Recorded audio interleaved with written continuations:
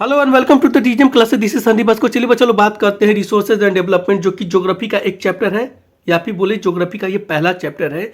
और इस चैप्टर से हम लोग बात करेंगे ना कुछ इंटरेस्टिंग क्वेश्चंस की।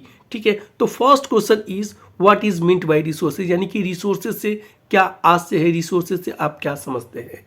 Second part of this question is explain resources on the basis of origin and exhaustibility, यानी कि उत्पत्ति के आधार पे, और एग्जॉस्टिबिलिटी यानी कि समाप्यता के आधार पे, या फिर हम बोले कि जो चीज़ को थक जाना है, खत्म हो जाना है, एक ना एक दिन उसका जो है ना अंत हो जाना है, उस तरह के आधार पे ना, वो अगर एक शर्त हो तो उस आधार पे ना रिसोर्सेज को वर्णन करने के लिए कहा जाता है। तो देखिए बच्चा लोग, सबसे पहले तो मैं बता दूं कि नेचुरल रिसोर्सेज को कैसे जो है ना, रिसोर्स को कैसे हम लोग पहले समझते हैं। पहले तो देखिए, रिसोर्स जो है ना, धरती पे जो कुछ भी नेचर के द्वारा जो है ना हमें इन्वायरमेंट में प्राप्त है, चाहे वो फॉरेस्ट हो, बायोस्फीयर में दिया हुआ पानी हो, वाटर हो, या फिर बोले कि एयर हो, विंड हो, या फिर माउंटेन हो, मिनरल्स हो, वो सब कुछ जो है ना वो क्या है, पहले मतलब कि प्राइमा फेसाइट जो है ना, यानी कि in the first place they all are natural gift. पहले दिस टाइम में वो क्या है, सब जो है ना वो क्या है, नेचुरल गिफ्ट है। और ये नेचुरल गिफ्ट जो है ना, वो तब जाके वो क्या बन जाता है, रिसोर्स बन जाता है हमारे लिए, संसाधन तब बनता है जब वो तीन तरह के शर्तों को पूरा करता है।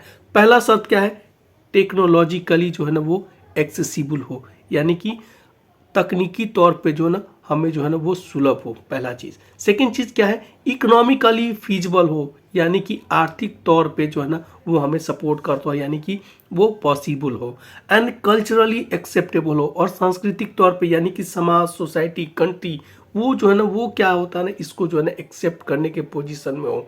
फिर से मैं बता दे रहा हूँ कि वो हर चीज़ नेचुरल गिफ्ट जो हमारे मनुष्य के नीड को पूरा कर देता हो, करने की क्षमता रखता हो, और वो टेक्नोलॉजिकली वो क्या हो, एक्सेसिबल हो, सुलभ हो, इकोनॉमिकली वो फीजिबल हो, एंड कल्चरली जो है ना वो एक्सेप्टेबल हो। तो उस तरह की चीज़ को ना रिसोर्स कहते हैं, या फिर उसको जो है ना संसाधन कहते हैं। अब इसको हम लोग किस तरह से इसको डेवलप कर सकते हैं, डेवलप कुछ इस तरह से कर सकते हैं, everything available in our environment, मतलब हमारे इन्वायरमेंट में मौजूद हर वो चीज़ which can be use to satisfy our need, जिसे जो है ना अपने नीड को सेटिस्फाई करने के लिए ना यूज किया जा सकता है। प्रोवाइडेड, बशर्ते इट इज़ टेक्नोलॉजिकली एक्सेसिबल, यानी कि तकनीकी तौर पे क्या है वो सुलभ हो हमारे लिए। इकोनॉमिकली फीजिबल, यानी कि आर्थिक तौर पे ना वो फीजिबल हो। एंड क्या है, culturally acceptable, is known as resource, उस चीज़ को ना रिसोर्स कहते हैं। On the basis of origin resources can be broadly divided into two types. और देखिए क्या है कि ओरिजिन के आधार पे, यानी कि उत्पत्ति के आधार पे रिसोर्सेज को ना मुख्य तौर पे, या फिर बोले कि मोटे तौर पे जो है ना, मोटे तौर पे, फिर से मैं बोल दूं कि मोटे तौर पे ना इसको जो है ना दो भाग में बांटा जाता है। एंड दे आर, वो कुछ इस तरह से है। पहला क्या है, biotic, and second one is a biotic resources. तो बायोटिक रिसोर्सेज की बात करते हैं। These are the resources which are drawn from the biosphere and have life, मतलब ये उस तरह के रिसोर्स होते हैं, यानी कि बायोटिक रिसोर्सेज उस तरह का रिसोर्स होता है जो कि कहाँ से, जीव मंडल से में पाया जाता है, या जीव मंडल से वो प्राप्त होता है। और उसमें क्या होता है ना, लाइफ होता है, यानी कि जिंदगी होती है, वो सजीव होता है। तो उस तरह के चीज़ को क्या बोलते हैं, बायोटिक रिसोर्स बोलते हैं। एग्जाम्पल इसका फ्लोरा, फ्लोरा मतलब होता है वनस्पति या पेड़ पौधे की बात कर सकते हैं। फोना, फोना मतलब जीव जंतु, और मनुष्य मतलब क्या हो गया ना, ह्यूमन बीइंग मतलब कि मनुष्य। तो इस तरह से जो है ना हमारा जो है ना ये बायोटिक को हम समझ चुके हैं बच्चा लोग। अब हम लोग बात करते हैं ना सेकेंड, ए बायोटिक। ए मतलब होता है नहीं, एंड बायोटिक मतलब जीवित, मतलब वैसा कोई रिसोर्स जो कि जीवित ना हो, उसको हम लोग एबायोटिक कहेंगे। ठीक है, तो देखिए क्या है, these are the resources which are non living in nature. ये कुछ इस तरह का रिसोर्स है जो कि नॉन लिविंग होता है, यानी कि निर्जीव होता है नेचर में, निर्जीव के तौर पे, यानी कि उसमें जान नहीं होता, प्राण नहीं होता है, वो सजीव नहीं होता है। ठीक है, तो उस तरह के रिसोर्सेज को क्या कहते हैं, उस तरह के रिसोर्सेज को एबायोटिक रिसोर्सेज कहते हैं। एंड द इसका जो है ना एग्जाम्पल है रॉक, मिनरल्स एक्सेट्रा। तो चलिए अब हम लोग बात करते हैं on the basis of exhaustibility resources can be divided into two types, they are. अब देखिए क्या होता है ना, एग्जॉस्टिबिलिटी के आधार पे ना, समाप्यता के आधार पे ना रिसोर्सेज को ना दो भाग में बांटा गया है, that is renewable resources and non renewable resources. Renewable resources, this resources can B renewed by physical, chemical और मैकेनिकल प्रोसेस। ये वो रिसोर्सेज होते हैं ना जिसको भौतिक तौर पे यानी कि भौतिक तरीके से या फिर बोले कि भौतिक प्रक्रिया के द्वारा या फिर रासायनिक प्रक्रिया यानी कि केमिकल प्रोसेसेस के द्वारा और मैकेनिकल प्रोसेस यानी कि यांत्रिक विधि के द्वारा जो है ना क्या किया सकता है, उसको रिन्यू किया जा सकता है, उसको जिंदा वापस लाया जा सकता है। तो इस तरह के रिसोर्सेज को क्या कहते हैं ना, इस तरह के रिसोर्सेज को कहते हैं रिन्यूएबल रिसोर्सेज। एंड इसका एग्जांपल होता है सोलर एंड विंड एनर्जी। अब आते हैं नॉन रिन्यूएबल की बात करते हैं। तो बच्चा लोग, नॉन रिन्यूएबल रिसोर्सेज जो है ना वो उस तरह का रिसोर्सेज होता है जिसको जो है ना रिन्यू तो किया जा सकता है, लेकिन जियोलॉजिकली जो है ना वो जियोलॉजिकली यानी कि जियोलॉजी के अनुसार में ना उसको जो है ना भूगर्भ में यानी कि जमीन के अंदर जो है ना उसको जो है ना काफ़ी समय लगता है इस चीज़ को ना उसकी उत्पत्ति के लिए मिलियंस ऑफ ईयर्स लग जाते हैं, फिर जाके ना उसका निर्माण होता है।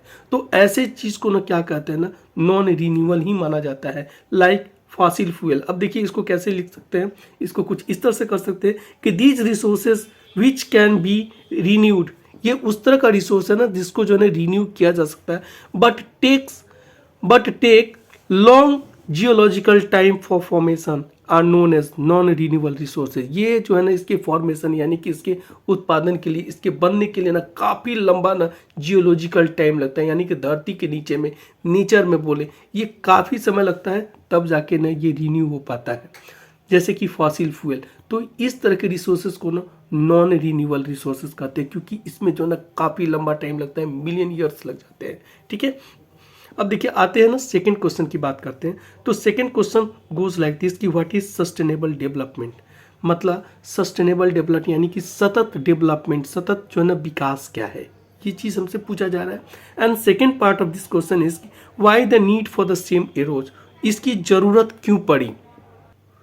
तो बच्चा लोग, सबसे पहले तो मैं बता दूं कि ये सस्टेनेबल डेवलपमेंट क्या होता है ना। सस्टेनेबल डेवलपमेंट होता है ना कि ये एक उस तरह का डेवलपमेंट होता है, उस तरह का ये विकास का ना एक सोच होता है जिसमें क्या होता है ना कि प्रेजेंट नीड को, जरूरत को ना पूरा करने के साथ, इसका मतलब ये हुआ ना कि आज के समय के यानी कि हमारे प्रेजेंट यानी कि करंट टाइम में ना इसको यूज करने के साथ साथ भविष्य में, भविष्य के आने वाले जनरेशन में, जो कि पीढ़ी जो भविष्य में हमें आने वाले हैं, उनके लिए भी वो रिसोर्सेज को ना बचा के रखना, ये जो प्रक्रिया है ना इसको हम लोग इस तरह के डेवलपमेंट को ना क्या कहते हैं ना, सस्टेनेबल डेवलपमेंट कहते हैं। तो देखिए इसको फिर से मैं समझा दे रहा हूँ, इसको कैसे लिखेंगे, इसको लिखेंगे sustainable development is a development that meets the need of the present without compromising the ability of future generations to meet their own needs।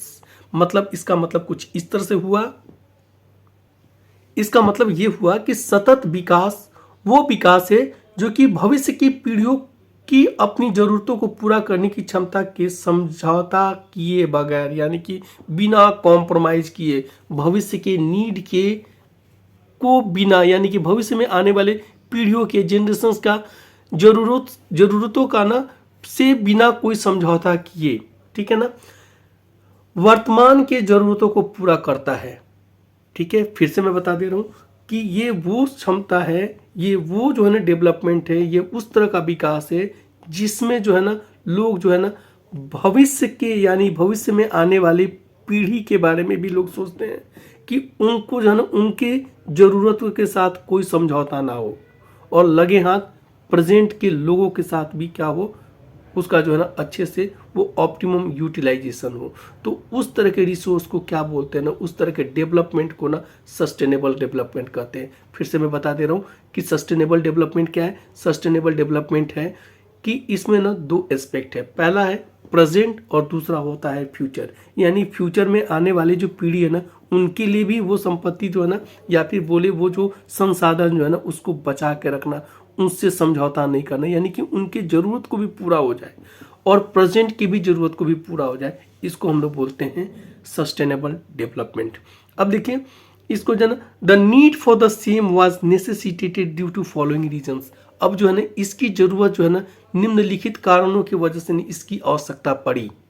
तो पहला कारण है depletion of resources for satisfying the greed of few individuals, यानी कि कुछ व्यक्तियों के लालच को पूरा करने के लिए ना संसाधनों की कमी, मतलब संसाधन जो है ना वो घट गए। क्यों घट गए? बिकॉज क्योंकि कुछ लोगों के ना क्या होता है ना, नीड यानी कि ग्रीड, लालच को पूरा करने की वजह से, ठीक है ना, हो गया। एंड सेकेंड जो है ना रीजन क्या हो गया, मतलब कुछ लोगों के हाथ में ना ये रिसोर्सेज, ये संसाधन चले गए और जिसकी वजह से क्या हो गया ना, वो इसका दोहन किए और इसकी वजह से ना उसका जो है ना डिप्लीशन हो गया, यानी कि घट गया वो, ठीक है ना। इसकी वजह से ना इसकी जरूरत पड़ी क्या, इसको सस्टेनेबल डेवलपमेंट की जरूरत पड़ी, ठीक है ना। अगला है क्या, accumulation of resources in few hands which has divided the society into haves and have nots। इसका मतलब कुछ इस तरह से हुआ कि कुछ हाथों में संसाधनों का संचय, यानी कि कुछ ही हाथ में ना संसाधन जो है ना वो क्या है, सिमट के रह जाना, ठीक है। और इसके वजह से ना समाज जो है ना वो दो भाग में बट गया है। पहला भाग है ना हैव मतलब जिसके पास वो संसाधन है, एंड हैव नॉट जिसके पास जो है ना उसका जो है ना लाभ नहीं पहुंच रहा है, यानी वो संसाधन उनके हाथ में नहीं है। तो ये दो कारण है। पहला कारण क्या है ना, डिप्लीशन हो गया, घट गया, कम हो गया, रिसोर्सेज की कमी आई। क्यों? क्योंकि किसी आदमी का ना, किसी खास इंडिविजुअल्स का या कुछ इंडिविजुअल्स का ना क्या होगा ना, नीड को नहीं बल्कि ग्रीड को पूरा करने के लिए ना वो सेटिस्फाई करने लगा, ठीक है। एक चीज हो गया। सेकंड क्या हो गया ना, ये संचय रह गया, यानी संचित रहा किसके हाथ में, कुछ इंडिविजुअल्स के हाथ में वो संचित रहा, और जिससे जो है ना समाज या फिर बोले बड़े लेवल पे बात करें तो कंट्री में ना have and have nots type का जो है ना वो सिचुएशन आ गया, कुछ के पास था कुछ के पास नहीं है।